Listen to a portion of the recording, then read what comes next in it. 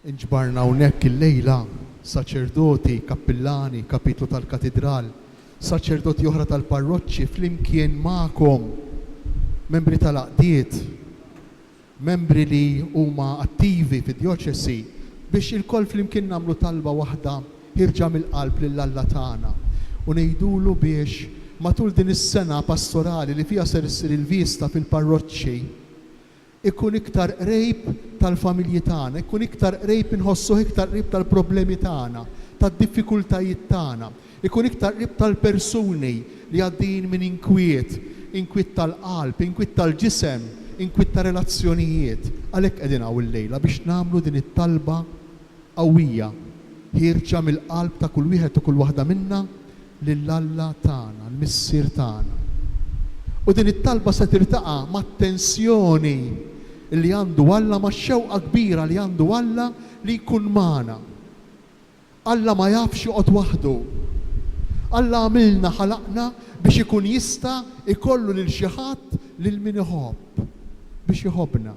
U kull wieħed u kull waħda minna importanti għalih, kull wieħed u kull waħda minna bħalma huma kull wieħed mill-ulied importanti għall-om. L-om ma tgħidx uliedi, imma kull wieħed u kull waħda minn ulieda. Kull wieħed u kull waħda minn ulieda għandu min-naħa tal-om attenzjoni partikolari, attenzjoni unika, attenzjoni speċjali. Din hi l-imħabba li Alla għandu għal kull wieħed u kull waħda minna. Il-qari tal-lum jgħinna f'dan kollu.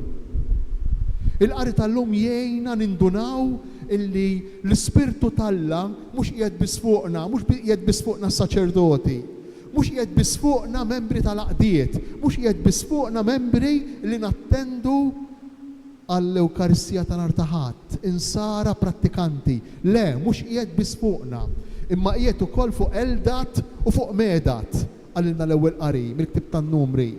Eldat u Medat. Min huma Eldat u Medat?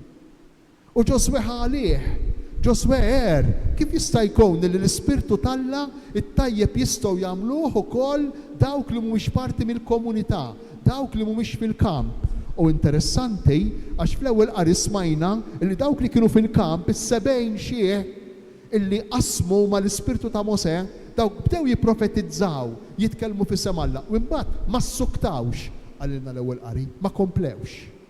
Imma l-oħrajn baqgħu jipprofetizzaw Eldat u Medat, dawk li kienu barra mill-kamp. U għalhekk Ġoswe għalih. Imma hawnhekk toħroġ l-espressjoni qawwija ta' Mosè.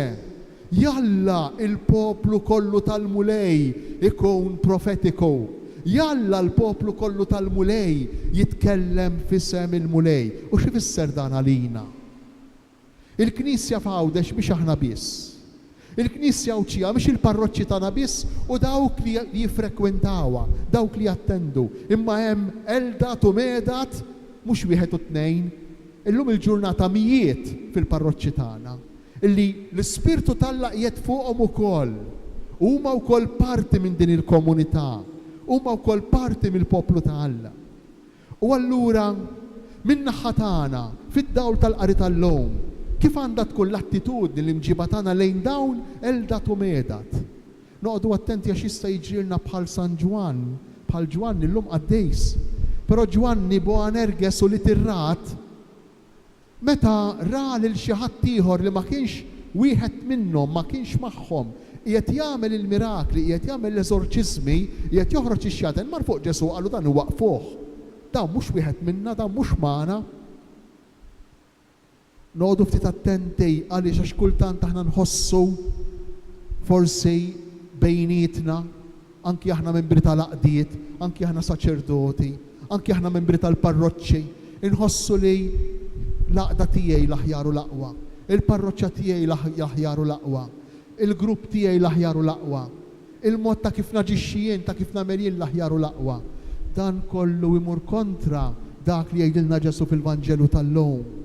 Dan kollu jmur kontra wkoll ix-xhieda tagħna bħala komunità nisranija fejn hemm tnejn jew tlieta miġburin f'ismi, hemm jinqiegħed f'nofshom.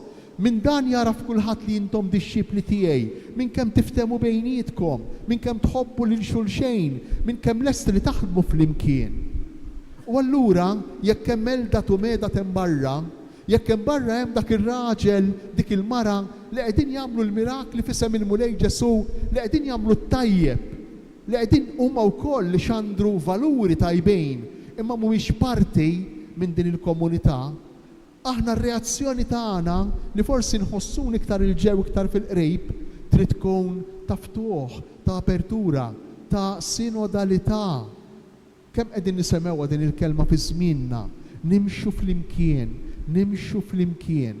Imma flimkien mhux biss bejnietna, imma flimkien ukoll ma' dawk kollha li għandhom rida tajba. Allura l-Vanġelu tal-lum, il-qari tal-lum, qiegħed jitlob minna qalb miftuħa beraħ biex ma ninalqux fil-gruppi tagħna, ma ninalqux fl-għaqdiet tagħna, biex ma ninaqdux fid-drawwiet anki tal-uċuħ li naraw kultant grupp jinqafel, grupp jiffossilizza ruħu, grupp isejr riġidu minħabba l-fatt li nkun drajt nara dawk l-uċuħ tas-soltu u kważi meta nara xi wiġdejt jew meta jiġi wiġdejt inħares lejh b'mod differenti. Kważi mingħajr ma nindunaw inwasslu l-messaġġi mill-istess gruppi tagħna illi m'hemmx wisa' għal xi ħadd ieħor. Imbagħad fl-istess waqt aħna u x'hekk nitnedu, aħna nokorbu, aħna nitolbu illi oħrajn jagħmlu parti mill-mixja tal-fidi li aħna nkunu fija. Ejjew nitolbu tassew lill-Mulej Ġesu illejla. Ejjew nitolbuh din il-grazzja tal-apertura tal-qalb u daħal joqgħod magħhom. Però biex il-Mulej jidħol joqgħod magħna rridu niftħulu qalbna. Tgħidu li aħna għandna qalbna miftuħa, mela le, rridu nċartuha ftit iktar. Serħu raskom li jekk inċartu ftit iktar qalbna, jekk niftħu ftit iktar qalbna, il-Mulej jidħol bil-qawwa bis-saħħa kollha tiegħu u miegħu jidħlu oħrajn. Miegħu jidħlu żgħażagħ, il-ġenerazzjonijiet taż-żgħażagħ illi b'xi mod mingħajr ma aħna nindunaw qegħdin jitbedu mill-komunità li temmen, mill-komunità nisranija. Però ħafna drabi, mingħajr ma nindunaw, aħna kważi nkunu tajna qalbna minnhom u iż-żgħażagħ mhux se jfittxu lil Ġesu. U iż-żgħażagħ mhux se jiġu iktar lill-Knisja. Le, mhijiex il-verità.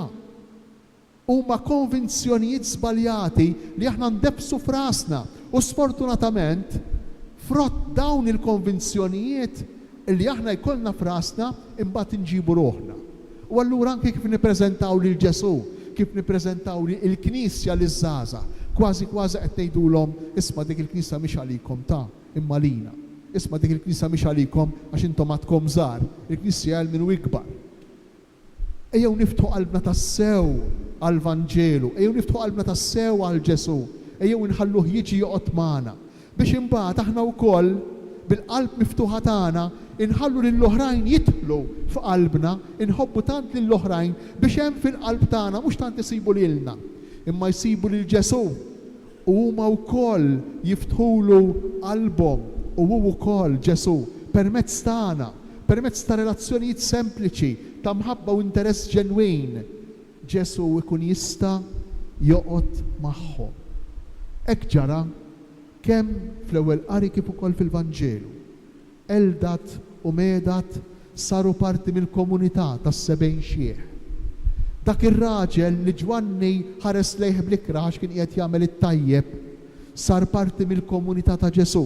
Dak ir-raġel fetaħ ukoll qalbu u ħalla lil Ġesu jidħol għandu.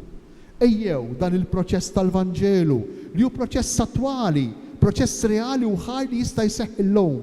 Ejjew ngħinuh iseħħ fir-realtà tagħna. Imma l-ewwel qabel kollox hemm bżonn ta' ħafna talb. Ejjew nieħdu l-impenn tagħna mill-lejla, kull wieħed u kull waħda minna, mod speċjali aħna s-saċerdoti, mod speċjali kull membru raġel u mara tal-aqdiet tal-gruppi tagħna, tal-gruppi ta' dioċesi li qegħdin hawn.